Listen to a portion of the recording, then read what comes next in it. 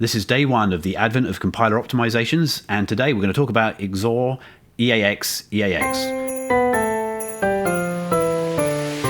You've probably seen that instruction hundreds of times if you've looked at assembly output, but today we're going to dig into why the compiler generates such an unusual instruction.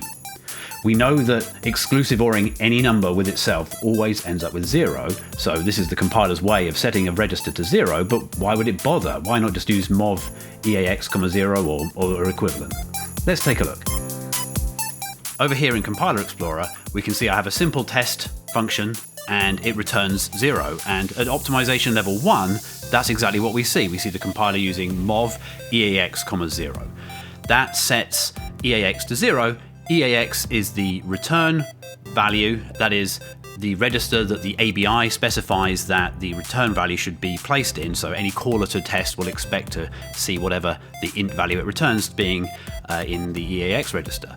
Now, if we turn it up to O2, now we see the compiler generating a XOR EAX EAX. This is all for Intel, for what it's worth. I don't believe that the ARM instruction set has a similar thing, or RISC-V, they don't need this little trick, but we're going to dig into why here. So at O2, it generates XOR EAX EAX.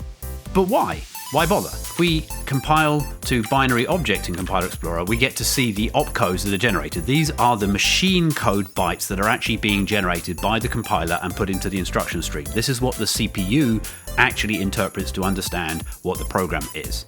And at O2, we can see that XOR EAX EAX corresponds to 2 bytes, 31C0, with the ret being C3.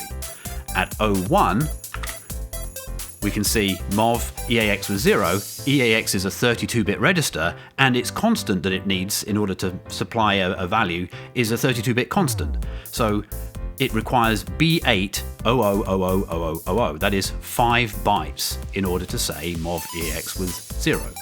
And that's why the compiler uses XOR EAX EAX. It's smaller, and as a result, the code is more compact, and your instruction cache is less put under pressure. Another sort of side effect is that you might think that exclusive ORing a register with itself is a fairly strange thing to do, and there's sort of a dependency on the previous value of EAX, and in modern CPUs we know that there's all this kind of clever tracking that goes on and things are run out of order, but no.